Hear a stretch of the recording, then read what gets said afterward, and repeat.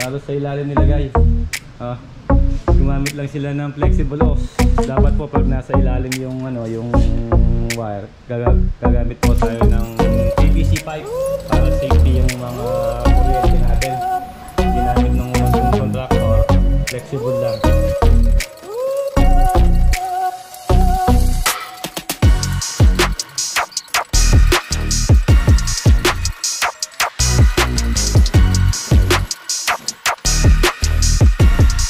Tawag dito? Tamperon, para gusto. Para gusto. Ayan ha. Bilo-bilo. Tamperon.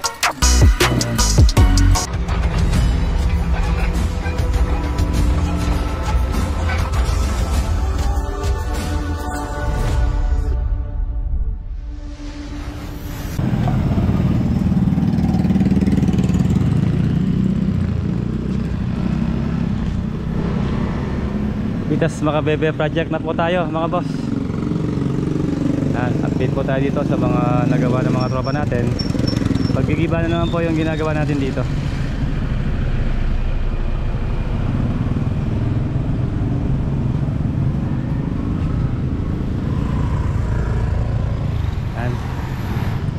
Naririnig na natin yung mga shipping hammer nila.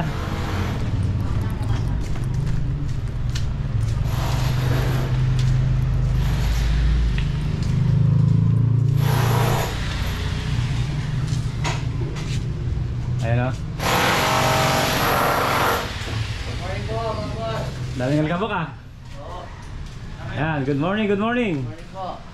Ayan, si JR. Anong ginawa nyo? Ba't nyo giniba? Ayan, demolition na naman na. Ayan, bagong tropa natin si Rambo. Oh, pakita mo muna yung mo. Ayan. Ano boss? Rambo, yan, bagay na bagay sa'yo ah. Meron ka meron ka pala. Meron na akong shotgun. Ayan mga boss, binuksan natin itong dahil yung Christian. Wala. Dati po siyang range hood ang nakalagay dyan. Tsaka gas range. Ngayon gagawin natin siya ng pinto. Sliding door po, lalagay natin dito. Ayan. At tsaka dito sliding door din lalagay natin dito. Open yan. Yung dating pinto sasara natin yan para yung kitchen masasara kasi maglalagay tayo ng split type na aircon dito. Ayan yung kanyang lababo, naka-flooring na yan yung lababo pinag natin. Ano naman yan, ceiling pagkatapos mag-ibato. Ayan. Unang boss mager ay kanya po ito. Bubuksan natin to. Bubuksan yan. Yung yung ambang yan lalagay natin dito. Yan magiging kwarto. Tapos yung naka-open to, sasara natin yon. Open lahat yan, tatanggalin din natin to. Yung wala na rin yung lock bar Wala po. Tsaka ito lababong to, tatanggalin din natin yan. Wala na yan. Open na po lahat yan. Lalagay tayo ng PVC floated panel dito sa wall. Yun na yung pinaka kitchen ni ma'am. Yun dito. So sasara din yan. Sliding aluminum door. Lalagay natin dito. Papasok yan doon. Tapos open lahat yan. Tapos ito pala mga breaker mga boss. Ayan papalitin din natin to. Yung breaker lalagay natin dito sa kabila. Itong linya niya halos yung mga outlet halos sa ilalim nilagay. Gumamit lang sila ng flexible hose. Dapat po pag nasa ilalim yung yung wire, gagamit po tayo ng PVC pipe para safety yung mga kuryente natin. Ginamit ng unang contractor, flexible lang. Ayun, nag-usap kami ni na ma'am. Babaguin po lahat natin nung nung linya ng kuryente sa taas. Yung lahat nung nakalagay sa ilalim na wire, lalagay natin sa taas. Tapos yung mga outlet, papalitan din natin yan. Mga switch, white series po, lalagay natin. Sa taas natin, kahit na lumubog yan, bumaa kasi sa bayan dito Makabebe Masantol, bahayin po yung lugar dito. Hindi po dapat tayo maglinya sa ilalim ng mga wire. Kailangan nasa taas po lahat. Kahit na bumaa po dito, pag hindi pa inabot yung mga outlet natin, yung tubig hindi papasok sa loob. Walang tubig na makakaano sa loob. Halos nakataas lahat po yung ating mga wire. Kahit nalubog yung mga outlet, patuloy lang po natin yan, pwede naman gamitin. Diba yan? Opo, opo. Delikado pag nasa ilalim yan. Oo. Iinit yung tiles, yan o. Iinit po yung tiles pag po nagkatubig yung mga kuryente sa ilalim. Yan. Safety po. Safety, importante po sa bahay yung electrical niya, safety. 'Yun ang pinaka-delikadong part ng bahay. Yung sa electrical, kailangan po safety. Ayun. Tapos yung magiba, plastering. Ito tatambakan pa to bago tayo mag-tiles. Ito muna po yung area na tong patapusin natin bago tayo gumaba dun sa loob para may magamit si naman dun sa kitchen. Ayan o. Yung lababo. Dito.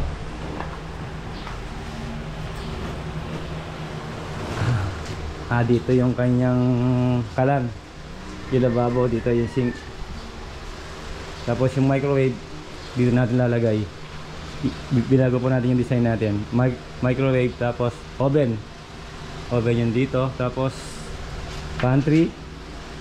Yung binigay sa ating design ni Ma'am Heidi. Tapos yung kanyang rep dito. Ayun ang mga design natin dito sa kitchen. Yung range wood dito siya. Halos katapat po ng ating gas range. Tapos hanging cabinet po lahat yan. Yan yung mga wire niya oh. Yan yung mga boss oh. Ang gulo.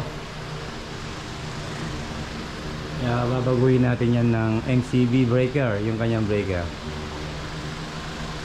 Tapos magdadagdag pa tayo ng mga breaker. 36 ways po ang binili nating panel board dito.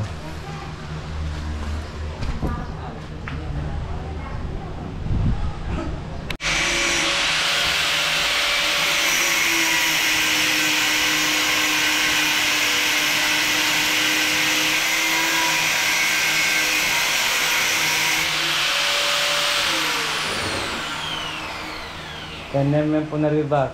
Lalagay natin dito. Wala na makakabok. Kung CFC po yung hintayin natin to. Sasara natin. Yan, nagalo na si Rambo doon. Stop muna yung paggigiba. Yan. Ano po, yung opening niya nasa 5 feet po yung lapad. Yung height niya nasa 7 feet. Wag na pinis po yan. Sliding door, lalagay natin dyan. Tsaka dito 5 feet po ang lapad din, 7 feet yung height.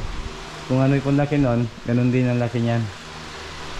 Tapos to, pwede na natin tanggalin yung mga dito, yung mga outlet, yung linya. Yun o. Tanggalin natin, tsaka yun doon. Para safe yung mga tropa natin dito. Adwa. Mga adwa. Tapos, yan o. Lilinisin mo yan ha. Para makasama sa mama niya.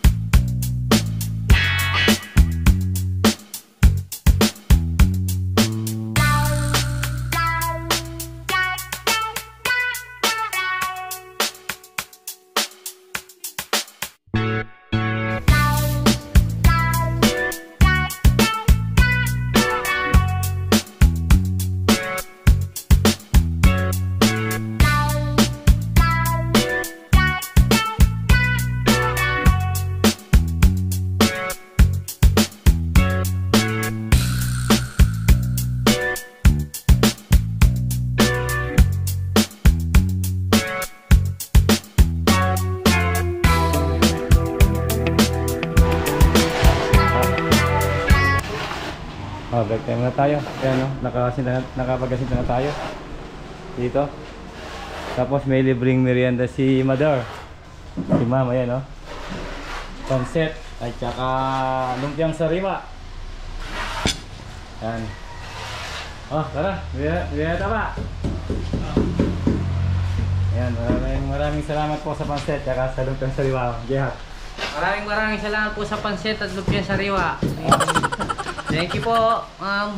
Yan, mukhang masarap. Ang bango ah. Yan, meron pa tayong ano, ang tawag dito. Sampelot para dustos. Dos-dos. Ayan ha. Bilo-bilo po. Bilo-bilo. Sampelot. Ayan. Dami. Ah.